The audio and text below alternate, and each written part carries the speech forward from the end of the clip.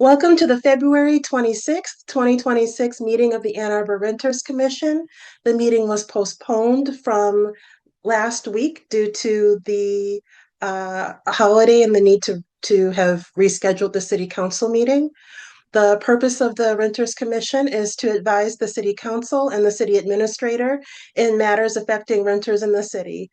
The Ann Arbor Renters Commission is made up of voting members who are appointed by the mayor and approved by city council, two non-voting city council liaisons, two non-voting members representing different landlord perspectives, and a non-voting representative to University of Michigan Student Legal Services. To speak during any of the public comment opportunities, you'll be able to speak through the webinar link or by phone, depending on your method of access to this meeting. To be called upon to speak, callers must press *9 if listening by phone or use the raise hand feature if viewing through the web link a2gov.org/Renters Commission meeting. You will then be called upon by city staff one by one using the last three digits of your phone number or by username if available for those accessing through the web link. You will hear an automated announcement that the host is allowing you to speak. Please state your name at the beginning of your comments. City staff will indicate when callers have 30 seconds left of their 3-minute comment period. After 3 minutes, they'll be placed on mute so that we can proceed to the next speaker. Moving on to roll call, Commissioner Else. Here in Ann Arbor. Welcome. Commissioner Droppelman. Just turned in. Commissioner Droppelman. Present in Ann Arbor. Welcome. Let's see. Commissioner Chen said that she could not make it tonight.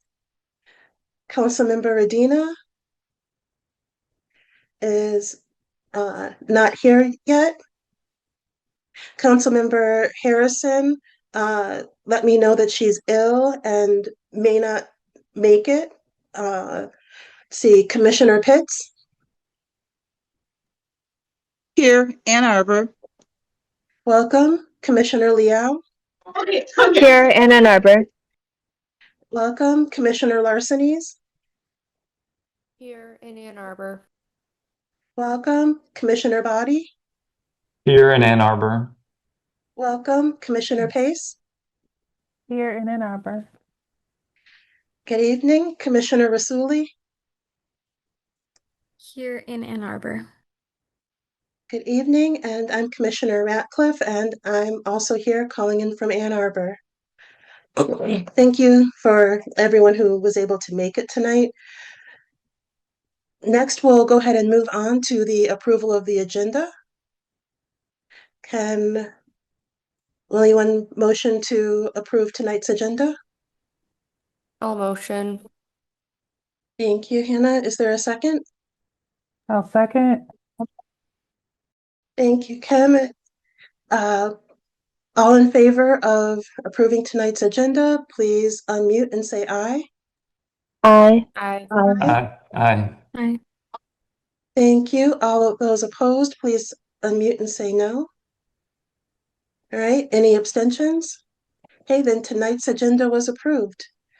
Next, we will go ahead and move forward to the approval of the minutes from the January 22nd, 2026 Renters Commission meeting. Commissioner Harrison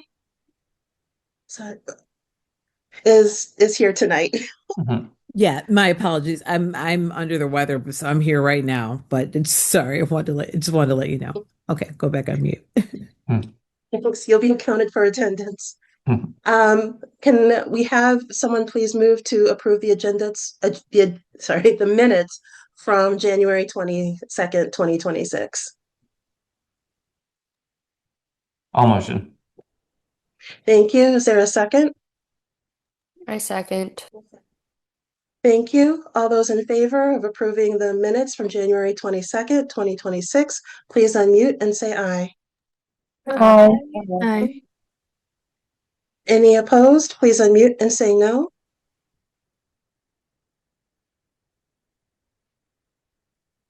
All right, then the minutes from the January meeting are approved, and we'll move forward to the first general public comment.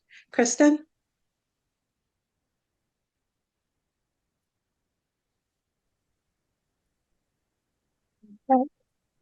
We'll open public, or if there's anybody who'd like to address the Renters Commission about any topic for up to 3 minutes, you can press *9 if you've called in to raise your hand. If you've joined with the Zoom web link, go ahead and press the raise hand feature. We'll call on you to speak. So if you'd like to address the Renters Commission about any topic, go ahead and raise your hand now.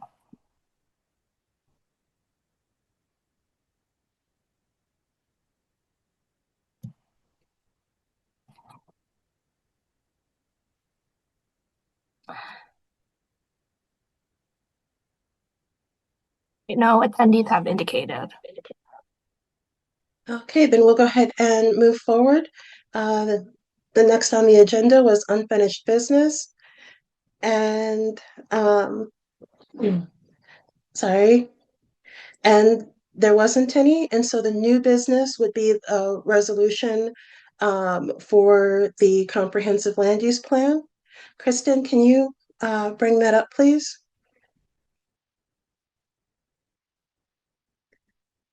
And while you're doing that, we've, just for the record and to give a little history, we've talked about the land use plan for a few months now, and we also had a presentation on the third draft of the plan. After the last draft was published, we held a working session and talked a little bit more about parts of the plan, and made edits to the resolution. Also, it was our last meeting. We had talked about and voted on having a resolution in support of the plan. And then I read it into the record, right, Kristen?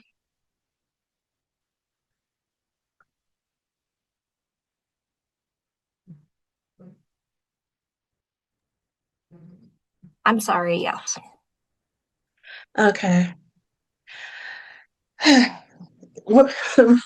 Taking a breath because it's long. Resolution of the Ann Arbor Renters Commission in support of the comprehensive land use plan.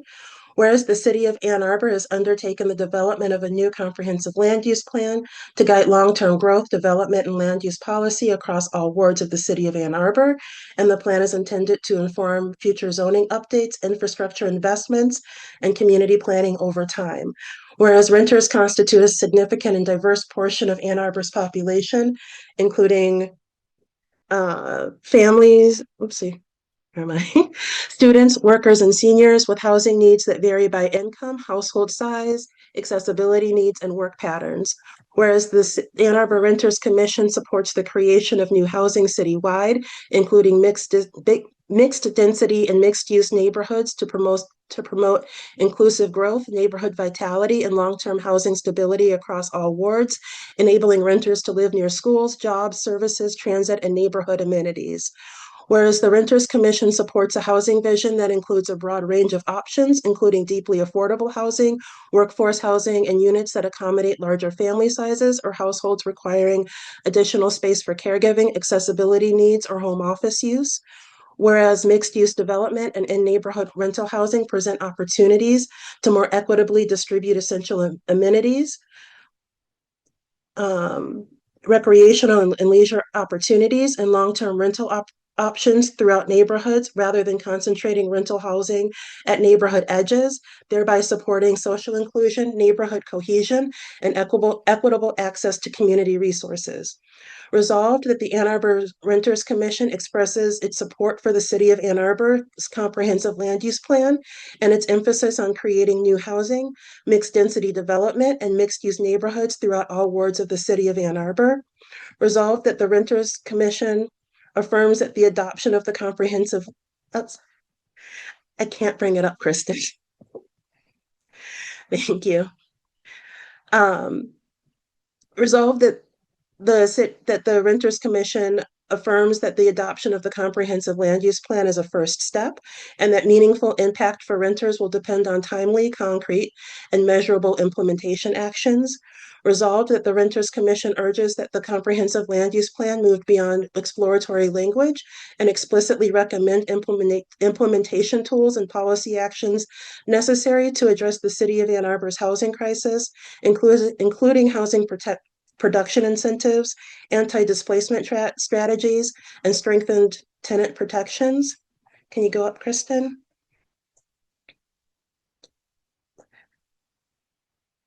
Resolved that the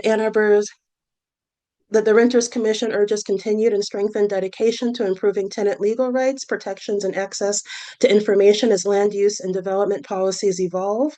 Resolved that the Renters Commission requests ongoing structured opportunities to provide renter-centered input as the comprehensive land use plan is translated into zoning changes, housing programs, and implementation strategies. Resolved that the Renters Commission, in light of the City of Ann Arbor's current affordable housing shortage, urges the Ann Arbor City Council to adopt safeguards in transition districts to prioritize long-term rental housing, including a moratorium of at least 2 to 5 years on new short-term rental units until measurable progress is made toward increased long-term affordable housing supply.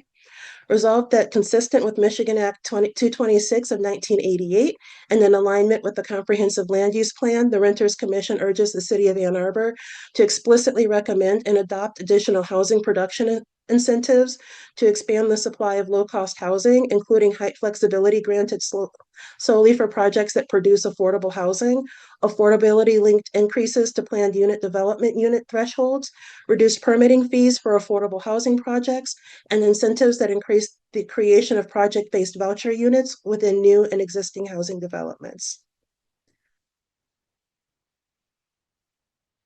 Kristen, do we have to do a motion to discuss the resolution? Yes.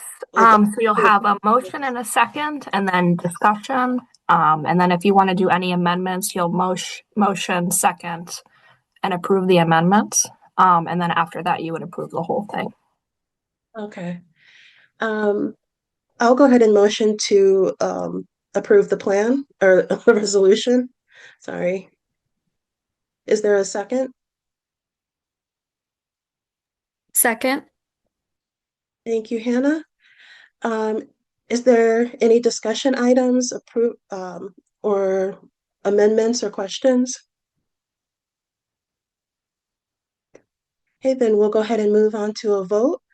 All those in favor of the resolution, please unmute and say aye.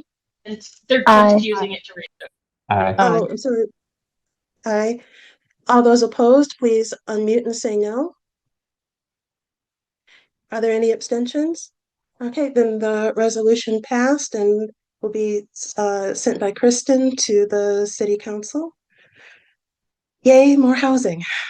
Let's see. Next on the agenda is a presentation from the Ann Arbor Tenants Union and about the union and a presentation on the Right to Organize initiative. If you guys like the Right to Organize initiative that they have, then there is a second resolution. So then that way we do it tonight and we don't have to wait another month. Let's see. Kristen, can you let the are they There are a couple of other folks in the waiting room. Lauren and I know Alicia. that I know that Major Stevens is definitely from the tenants union. Yes, Okay. he should be online. Yes, I am unmuted. Also, could you add Ecclesia as well? On it.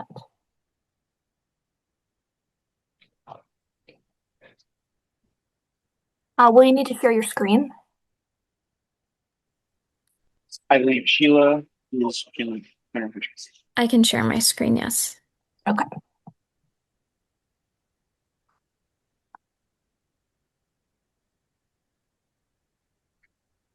Alrighty.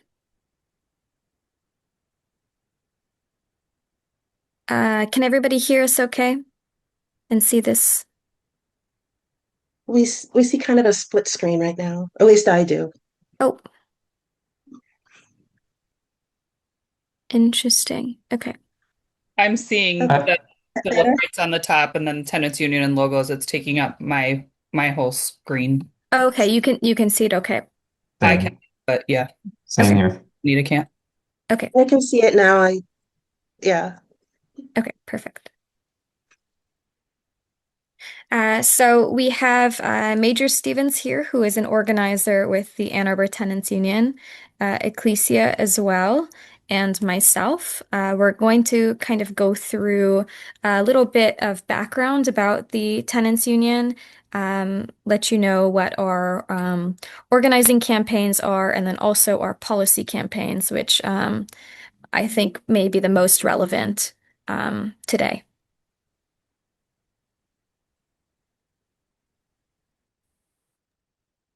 Okay, I can do a brief overview of where we are currently, just the rental housing landscape in Ann Arbor.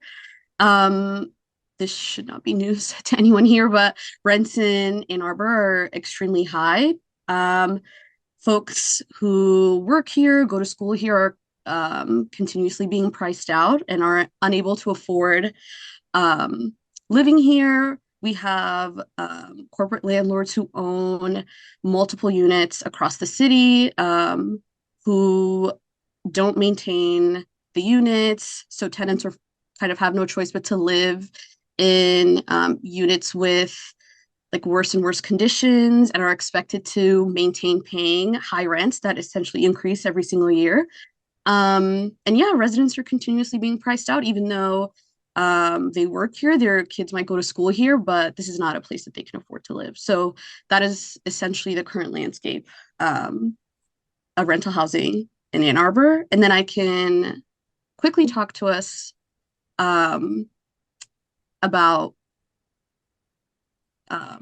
I guess like previous victories regarding like tenants' rights. One being the early leasing ordinance and the right to renew.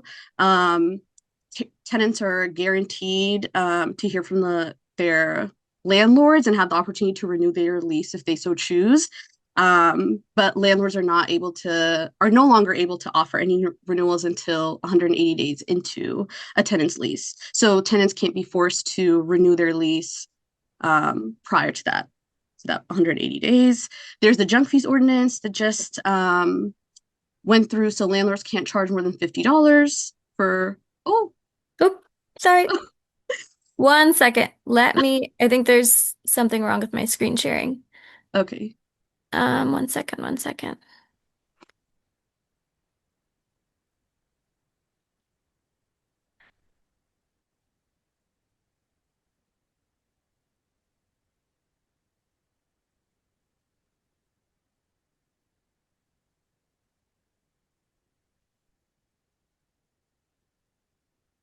Okay.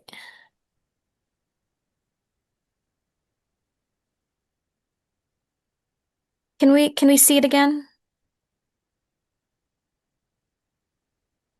Is it back? Yes. Okay. Oh, okay. Perfect. So, okay, I jumped a little ahead there. So let me back it up and talk about what the Ann Arbor Tenant Union is. So it initially started in 1968 and is one of the oldest tenants unions in the country.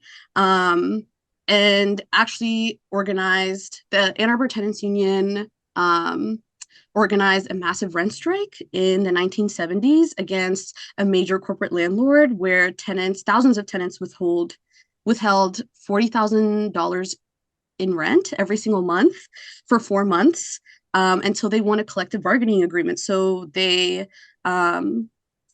essentially got to get guarantees about not increasing rent for tenants if they're renewing, reducing the percentage increase for new tenants who are renting from this particular landlord. And yeah, it was essentially in operation until about 2004. And tenants and allies came together to start organizing again in August of 2023. And so far, the ATU has been working on organizing tenants associations at different complexes around the city. So currently we have 3 tenant associations active.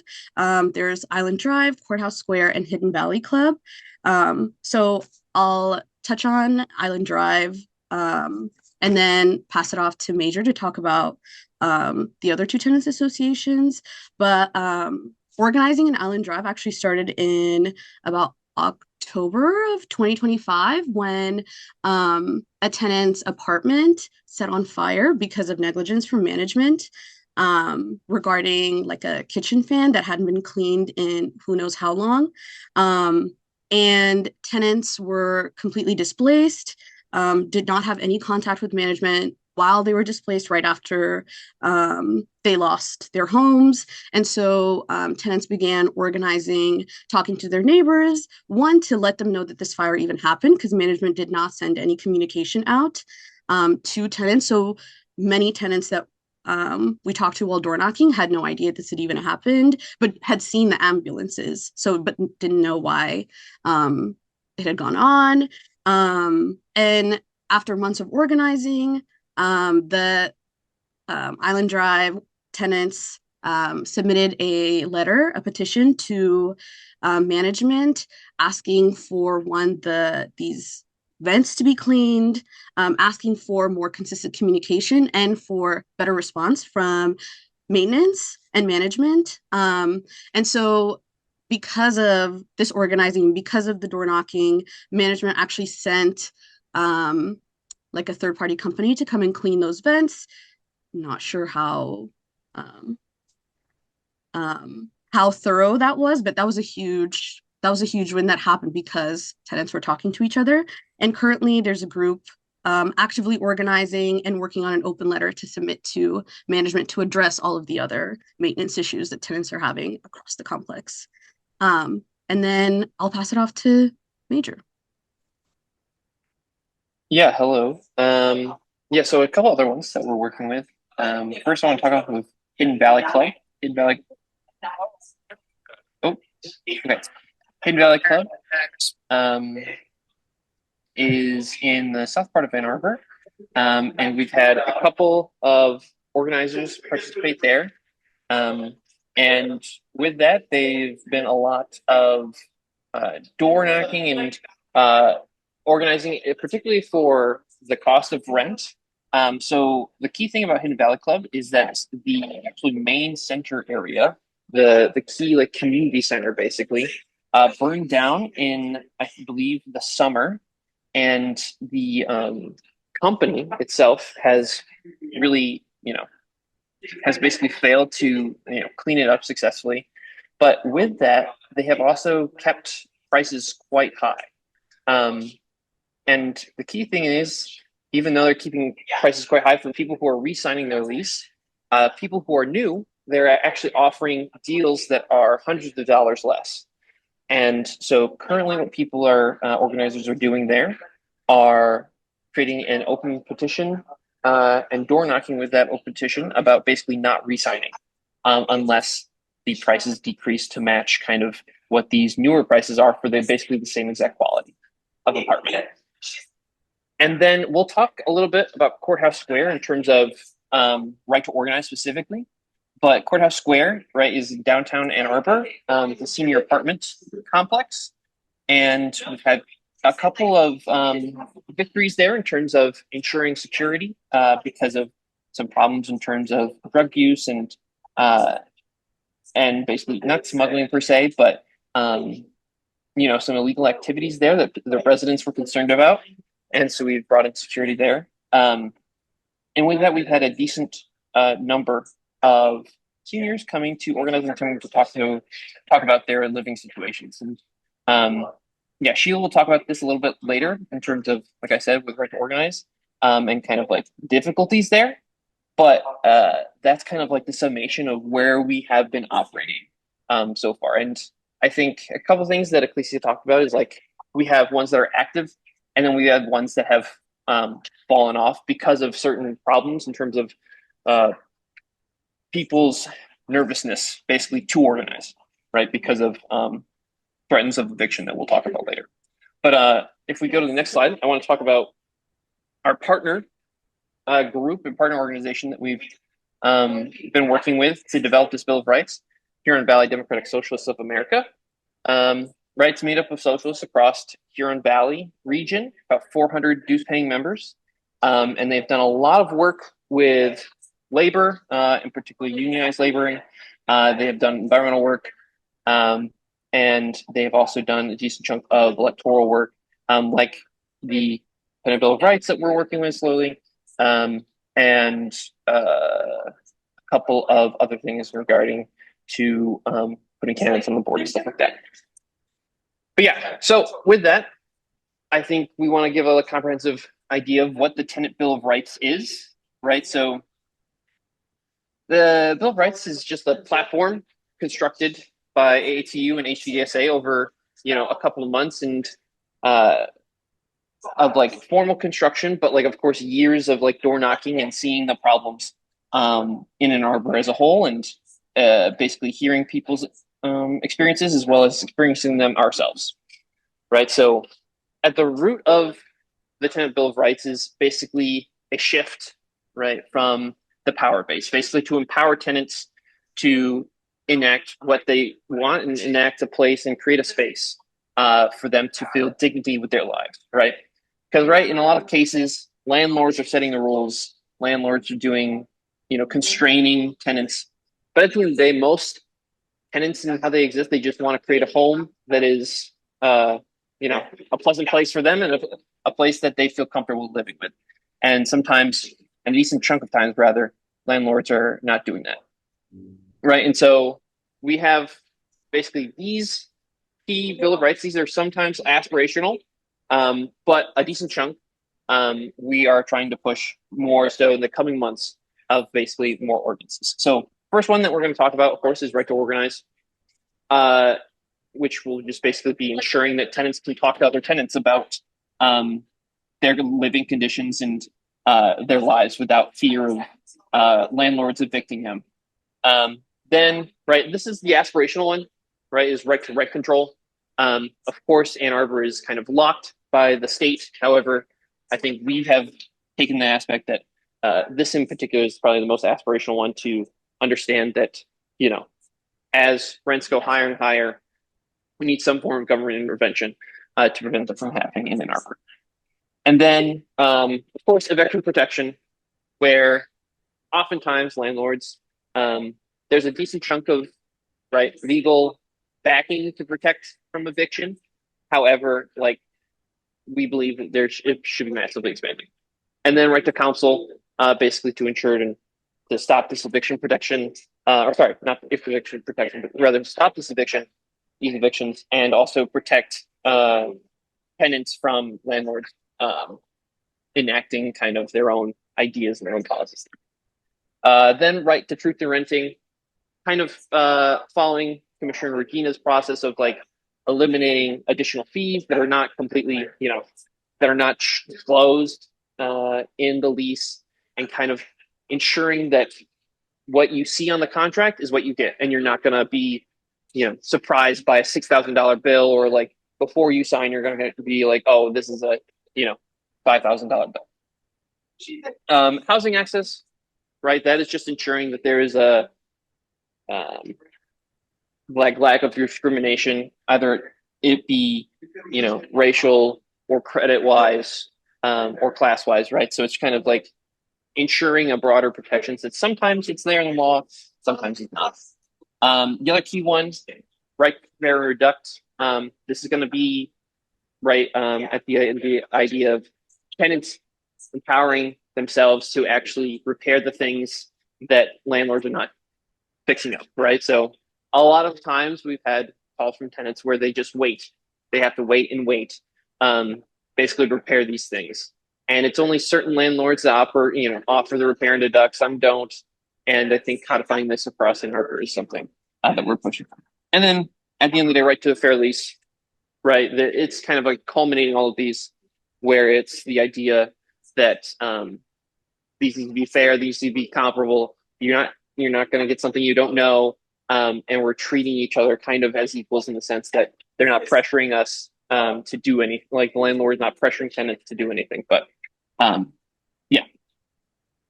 All right. So why the right to organize? We are going to introduce a couple events that we experienced through the Ann Arbor Tenants Union that actually led us to begin this campaign in the first place. So Ann Arbor Woods was an apartment complex that we were organizing with. We had an organizer who actually lived in the complex as a tenant, decided based on conditions issues that he wanted to begin organizing his complex, speaking with his neighbors. He began putting up flyers and door knocking to form a tenants union. Did not have any complaints, did not come across any issues one-on-one with tenants while he was doing this. And he was threatened with eviction. They said that his actions were threatening, that the flyers were intimidating, and he sought help from lawyers in Ann Arbor, one of those being Gail Rosen, which we appreciate your help, politicians, others, to prevent his eviction as an organizer. So what that eventually led to was a complete stoppage in any formation of a tenants union at Ann Arbor Woods. So those conditions issues still exist today. Another one is Courthouse Square. This is one that I assisted in organizing. We actually were told to speak with tenants at Courthouse Square by the Renters Commission. The Renters Commission let me know that there are some reports of arson, of drug dealing by outsiders, by non-tenants. There was a murder in the building, and these are low-income seniors in the heart of Ann Arbor. Many of which felt unsafe. They had additional issues, cockroaches, pests, and mid-lease rent increases. And so we were able to get there and form a tenants union, which is actually still active. But while we were assisting tenants in getting legal assistance through a Know Your Rights event, we received a cease and desist and were unable to continue as external organizers in Courthouse Square. So Courthouse Square right now is being solely operated by tenants, but as a member of the Ann Arbor Tenants Union, they're not allowed to have us present on property. And I also know that seniors in Courthouse Square, their activities have slowed down somewhat because of fear of retribution. So one of the things they did win still was 24-hour security. They saw an increase in a decrease in some of those activities that we mentioned. So a lot of tenants have reported feeling safer, but again, this organizing activity is paused. And this is the cease and desist letter that we received, just including it in. So the right to organize language, we're going to kind of go through later on. So we'll discuss it briefly, but it allows organizers to do the activities that are essential to starting up and operating a tenants union. So door knocking, flyering, communicating with your neighbors, hosting a meeting in your building. These are all things that have absolutely zero protections in the state of Michigan as it is right now.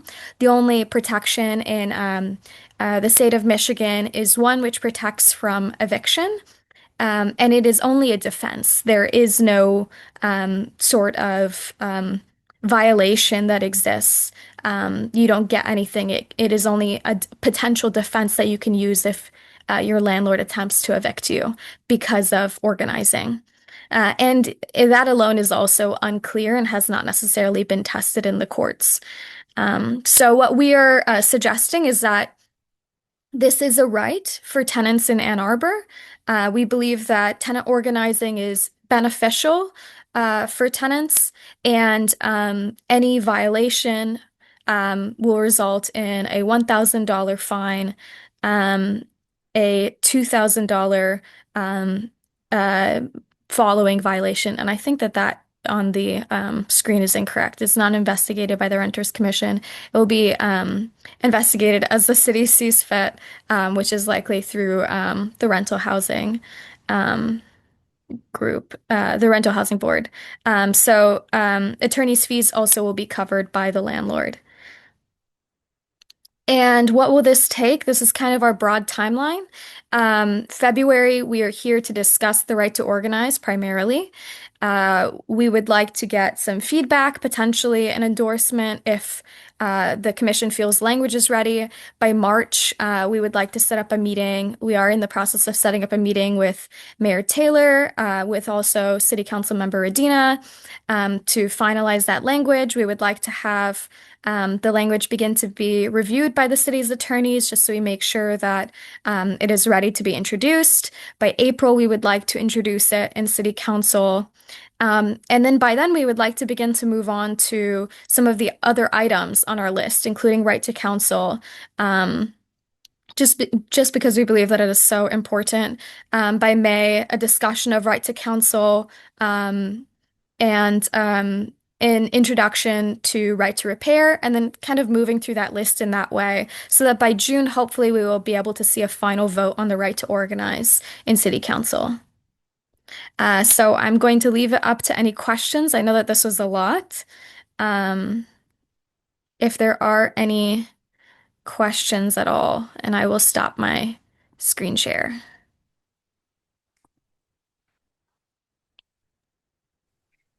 Can you share more about what's in the right to organize beyond just the enforcement? Yes. I can actually pull up the language. And we'll read it later, but the right to organize, specifically if you mean like what is a protected activity? So a protected activity would be distributing literature in common areas, placing literature at or under tenants' doors. And when we say literature, this is, a flyer or something that's educational or informational about what a tenant union is, something which leads to the formation of a tenants union.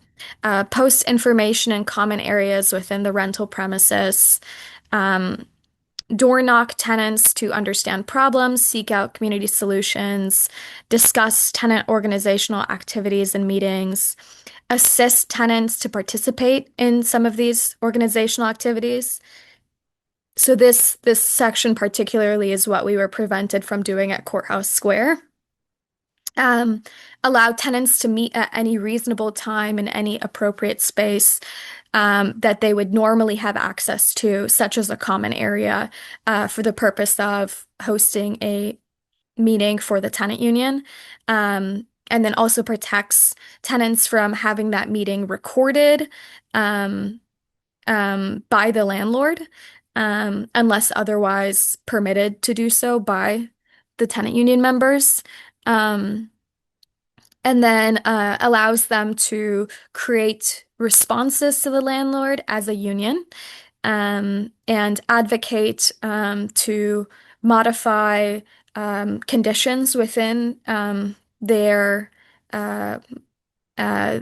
building, and engage in any other activity that is related to the establishment of operating a tenant union, including potentially collecting tenant union dues on a voluntary basis as a result of negotiation.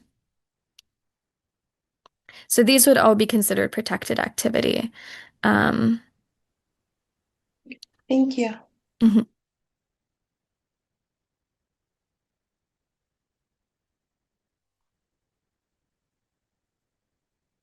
Are there any other questions about what we do, what current campaigns are going on for the tenants union?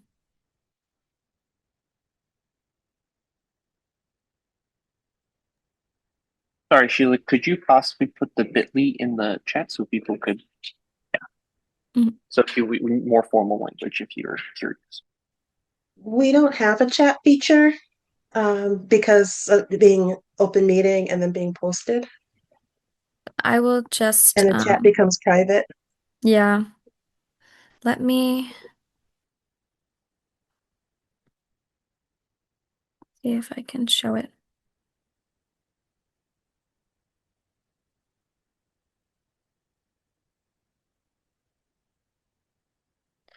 It is, oh, okay.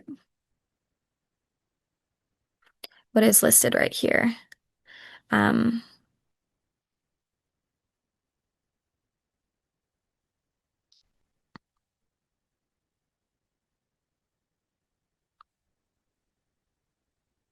all right. Well, if there are no more questions, then I will. Oh, yes, Hannah, go ahead. Can you show the draft of the ordinance? Mhm. And then my other question was in regards to both Island Drive and Hidden Valley Club. Um, it's like I think fires are extremely concerning. Has either tenant union talked to the fire department about what they think they should do to prevent more fires? Ecclesia, do you want to take that one? Yes. Um, yeah, so the fire department is actually the one who let tenants know that it was like a fan issue, and that was like a problem because of management like negligence, because the fans in the kitchen hadn't been cleaned, and a bird's nest was like found in there, and like that with the accumulated grease like ignited a fire in the tenant's kitchen. And actually the unit above them, um, also they also had to move out because it was unlivable, and those units continue to be unlivable. And so the fire department was like also recommended that those vents be cleaned. So that's why that was the ask in the tenant's petition to management. Um, does that answer your question? Sorry. Yeah, it does. And I'm just Okay. wondering if either Attorney Reiser or Rosen knows if in the housing code, are landlords required to clean those vents regularly as a means of fire prevention? Like if the fire department says it's a fire hazard, are they legally obligated to properly clean them? I don't know what daily, not daily, but what routine maintenance they're required to do. But certainly if the fire department is telling them to clean them now, it needs to be cleaned, if that's what you're asking. Yeah, like do they like do any sort of follow-up to like look and see if it Well, was properly done? I don't this know. is this is Riser. I pulled over. I'm in a car. I don't know if you can see me or not, but I'm in a car pulled over, not driving. But you could make a rental housing complaint on that. But if the fire marshal, Mike Redmond, or the fire crew are telling them it has to be done, then it has to be done. So that's something we'd be interested in following up on if someone let us know if it hasn't been followed up on. So you could send an email to Janet Farrell and Janet would get it to either the building inspectors or to the fire marshal for follow up on that. And we have two landlords here. Have either of you ever had your fans checked, Bob? So, as part of, I mean, we are we don't have a that particular situation, but we do have dryer vents, and it's my understand. I mean, not my understanding.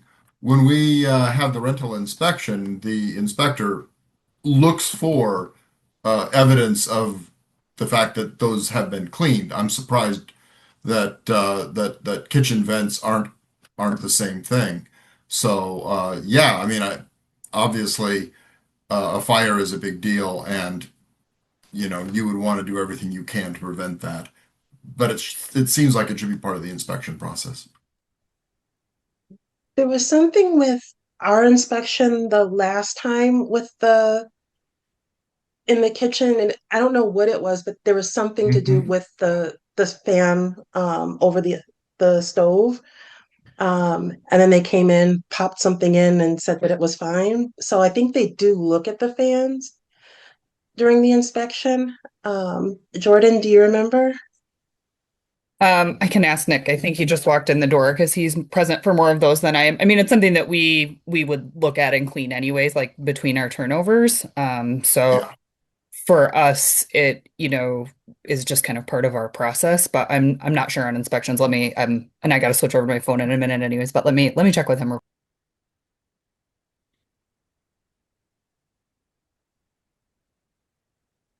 Well, I've pulled up the language. If we'd like, I can kind of go through it slowly, just because there's a couple pages. So I will give a little bit of time for people to read, and then I'll move it unless people, Rosanita, would you prefer that I read it out loud? Um, I mean, was it the definitions seem pretty Straightforward. Yeah. self-explanatory? Yeah. Here you go.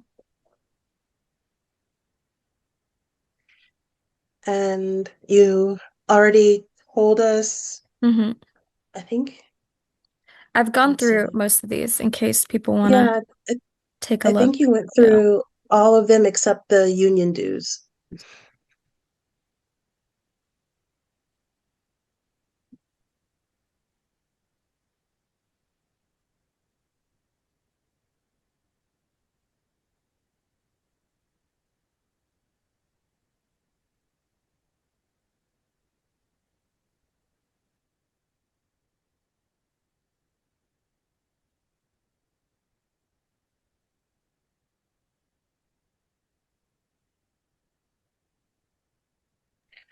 I think maybe read the landlord requirements. hmm A landlord shall not do any of the following: interfere with the rights of tenants or a tenant organizer under this act, threaten, penalize, discriminate, or retaliate against a tenant that exercises the tenant's rights under this act. Discriminatory or retaliatory conduct includes, but is not limited to, intentionally delaying maintenance services, revoking access to community active amenities, refusing to renew a lease, or taking frivolous adverse actions against a tenant.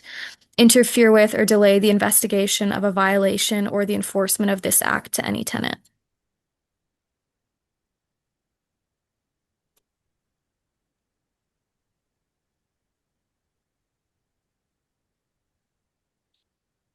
And the enforcement, because Yeah. we did not hear all of that. And enforcement, a landlord that is found to violate this subsection is subject to all of the following: a civil fine of not more than $1,000 for each violation, an injunctive order, and attorney's fees of the tenants. After the first violation, the landlord is subject to an additional $2,000 fine for each additional violation. The city attorney, a tenant, or a tenant organizer may bring an action to enforce this act in a court of competent jurisdiction in the county where the defendant resides or does business. All attorney's fees will be covered by the landlord violating the act. And this is related specifically to strengthening MCL 65720, which is the Michigan state law with regards to eviction protections for tenant union organizing. If the landlord acts in violation of this ordinance by taking retaliatory action to remove possession or terminate a rental agreement, the tenant has a defense for possession and is entitled to the following remedies. They shall recover possession or terminate the rental agreement, and in either case, recover an amount equal to and not more than 2 months' rent, or twice the damages sustained by them, whichever is greater, and reasonable attorney's fees in an action by or against the tenant if there is evidence of tenant conduct protected herein within 1 year prior to the alleged act of retaliation. The evidence shall create a rebuttal presumption that the landlord's conduct was retaliatory. The presumption shall not arise if the protected activity was initiated after the alleged act of retaliation. And then ongoing evaluation, the rental housing service will produce a public report each year discussing the number of complaints, number of violations, and the landlords that have the most violations. This will be reported to the Renters Commission at their first meeting. After publication of the report, the City Council will make an effort to continuously monitor the effectiveness of this policy. If any portion of this ordinance or the application of this ordinance to any person or circumstance is found to be invalid by a court, the invalidity must not affect the remaining portions or applications of this act that can be affected without the invalid application or section. And that is the full language right here. And I'll leave it on enforcement? Because I'm sure that's what most people are interested in, perhaps.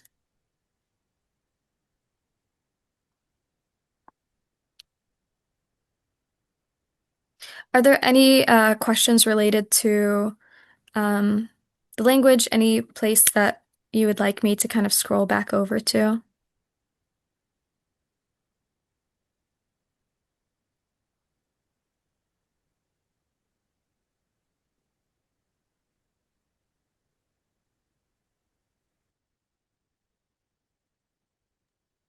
Actually, can you scroll back up? Does it exclude any type of housing? Because I know like most tenant, I mean, this would happen later anyway, but I do know that like most of the um, ordinances that have to do with tenants, there's always an exclusion of, was it like dormitories, um, owner occupied rentals, and like I think one or nursing homes or something like that. Or I think they sometimes exclude like frat houses too. Like it's very specific housing that's often not included. right, that's something that if it moved forward, then I know that the city attorney's office would pop that in. I would be totally okay with clarifying that. I think in our definitions we've put right here, used as home residence or sleeping unit by a single person or household, promised for the use of a residential tenant, but maybe that may not fully exclude some of um, these No, categories you've mentioned. yeah, it's very specific, Hmm. the wording that the phrase that they use. Yeah, I'll make note of that.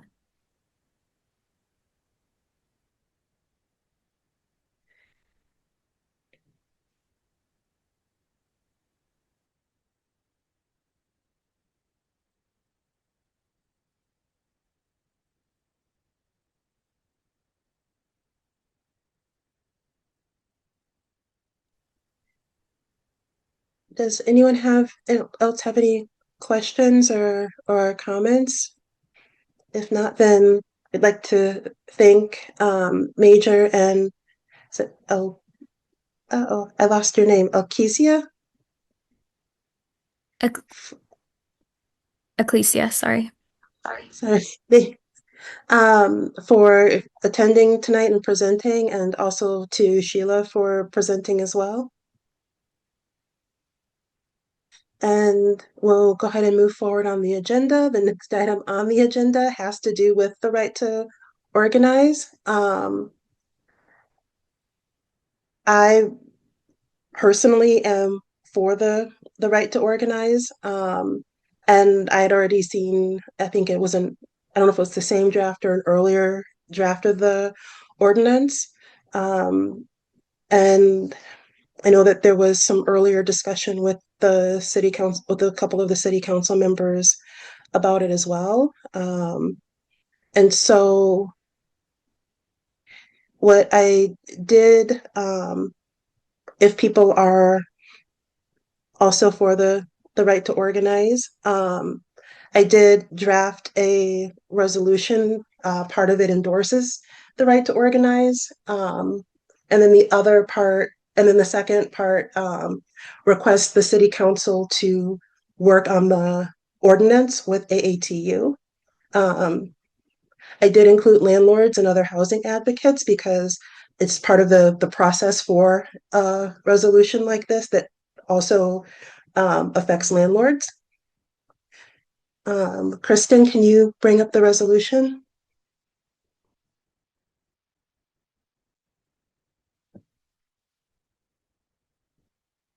And it's very short. I tried not to be wordy this time.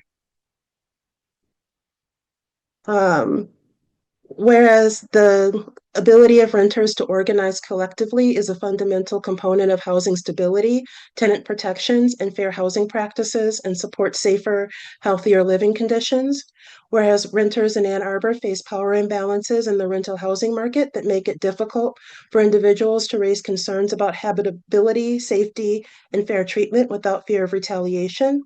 Whereas a right to organize ordinance can help protect tenants' abilities to form and participate in tenant organizations, engage in collective advocacy, and communicate with one another about housing conditions while clarifying permissible landlord conduct and anti-retaliation protections under local law.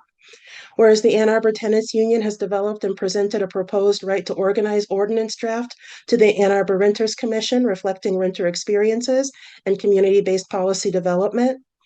Resolved, the Ann Arbor Renters Commission supports the adoption of a right to organize ordinance to protect renters' ability to organize collectively and advocate for safe, stable, and fair housing conditions. Resolved, the Ann Arbor Commission respectfully requests that Ann Arbor City Council work collaboratively with the Ann Arbor Tenants Union, Ann Arbor City staff, housing advocates, property owners, and other stakeholders to refine, introduce, and adopt a right to organize ordinance for the city of Ann Arbor. Is there, and I'll make a motion to adopt the resolution. Is there a second? I'll second.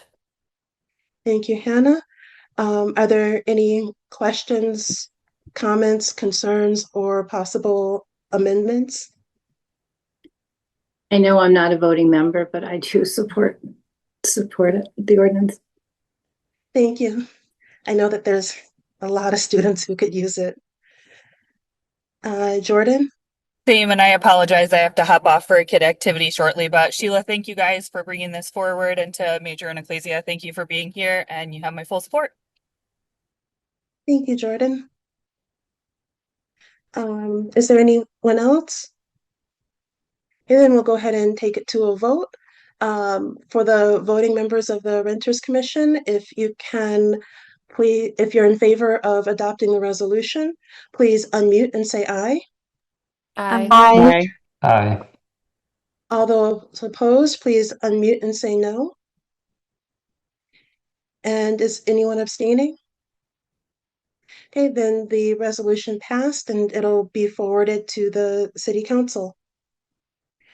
Next on the agenda is the plan for next meeting. I don't really have a plan right now. I was just trying to make it through the two resolutions tonight. Are there any pressing issues that people know of for right now that should go onto the March meeting agenda?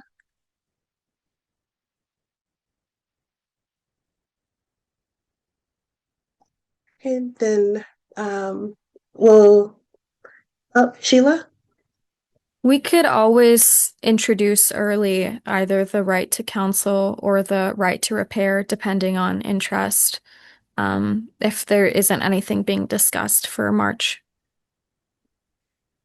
I think the right to repair, but also going over the work plan to make sure that we're making progress on that, and most likely like for the work plan session to see where we are. That works. But I agree to putting the right to repair on the agenda for March because I do think it should be discussed in an open in the regular session. Sorry, I didn't want to have that misunderstood. Is there anything else? Then we will move forward to the next item, which is reports. Are there any reports from any of the commissioners? Hannah? Not exactly a report, but I'd like to use our next work plan meeting. We'll go over the work plan. We could talk about right to repair, what to work on next. But I'd like to get the ball rolling on planning a stakeholder engagement event. Be nice to have something, maybe late March or sometime in April. I don't want to put it off till the summer. Um, I know we had talked about doing something at Avalon, which I'm still open to doing. Um, if anything, it'd be nice to organize something at a library, more of an open house. See, Kristen, I guess it would be closer to right before the meeting. Would it be possible to see the availability for a stakeholder event at the libraries to see which ones are open? We already did Mallett's Creek, kind of on the southeast side, so maybe downtown, or because it'll be like April or May. Is that what you're thinking? Um, Are you yeah, thinking a probably weekend closer day? to. Hmm? Sorry. Are you thinking a weekend day? Yeah, if we can, something because something closer to downtown, something I think would be good this time. Absolutely. Thanks.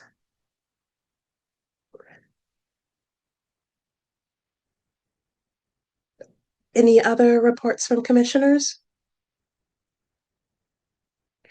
Then next is report from City Council. No report today. Okay, then the report from Kristen, this our staff liaison. We're in the process of ordering more rights and duties booklets. We expect to get them in the next couple of weeks. There aren't any major content updates. It's just been the city section has been reorganized a little bit, and John Reiser and I worked to add links to the one that will be available online, hopefully to make it a little bit more of a helpful tool for renters who access it that way. You know, where we are with the update to the bylaws about quorum? Yes, I think that they will go to the next available meeting. I know that the comp plan is at the March 16 meeting, and I missed the deadline for next week's March 2nd meeting. So I'm trying to get it on the March meeting. If it won't be the March meeting, it would be the first April meeting. And then it would be approved in time for your April regular meeting. I'm sorry for the delay on it. It's okay. We had that holiday last week, and it throws one day off throws everything off. Thank you. Mhm. Next, we'll go ahead and move forward to the second public comment.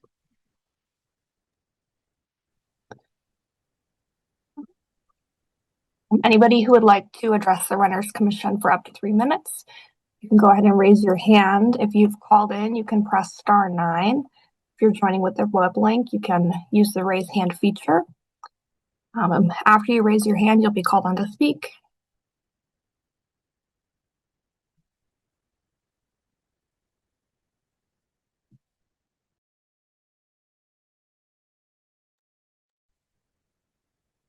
All right, no hands have raised. Okay, then next is the communications to the Renters Commission. There were several about the comprehensive land use plan, and then specific to tenants, um, tenant issues and possible violations. One had to do with their, it was a follow-up to a complaint from a few months ago. And there are, I guess, in parent, it has to do more with U of M students, but there are parents who are reaching out asking if large holding deposits, admin fees, and other charges are normal and permissible. And this one, the email was forwarded to the city attorney's office. And that was last Friday. I don't know if there's an update on that yet because it was less than a week ago. Kristen? I don't have an update on it. Yeah. And then the second one, that also stood out, it was a formal tenant complaint, which was sent to the city rental housing services department to determine if a code violation is taking place. But it sounds as though there's an ongoing unresolved utility metering and billing issue with repeated overcharging and they say prolonged lack of technical resolution, despite several reports. Some of the water utility bills have been $100 to $250 per month for a single studio room, where they only stay in the unit a couple times a month. And they say other units have reported lower usage but they have larger occupancies. And it says that the water meter serving the unit continues running even when no water fixtures are in use. And they've requested maintenance and inspections multiple times from their property management company, and that there may be a mechanical error with the utility company, but there's still no resolution, and the person's received default and delinquency notices, and they're requesting assistance. I do not know if this person is a student or not, though, but it's at the Legacy. Um, Gail, do you know if is Legacy student housing, or do students tend Lots to of live at students, the yeah, it's Legacy? new and there are a lot of students that live there. So, I mean, if they're students and they want to come to our office, they can. I'm trying to find that particular, which complaint was it? It was, sorry. It was a formal Oh, I tenant see. complaint, is First what it one. Okay. says. Yeah. Um, if possible, could Kristen share the email with you and for follow-up, Kristen usually just asks, or ask just them? ask them to contact our office. So Kristen, if that's okay with you, that'd be great. Assuming they're students. Thanks. Thanks, Gail. And so that's really it, from coming from tenants or what has to do with the early leasing ordinance. Oh wait, there was I think one more, which was from the city of Ypsilanti, not from the city of Ann Arbor, sorry. So that is it on our agenda for tonight. So thank you again, everyone, for coming to the special meeting. I know it was hard to, get everyone together sometimes. So I really appreciate that, for you making the time at a different time for this month. And we'll see some of you at our work session meeting the second Thursday of March, at 5:30, our regular time, or the third Thursday in March at our regular time at 5:30. Enjoy the next couple of weeks and the one day of potentially warm weather. Good night. Oh, the meeting's adjourned. Sorry.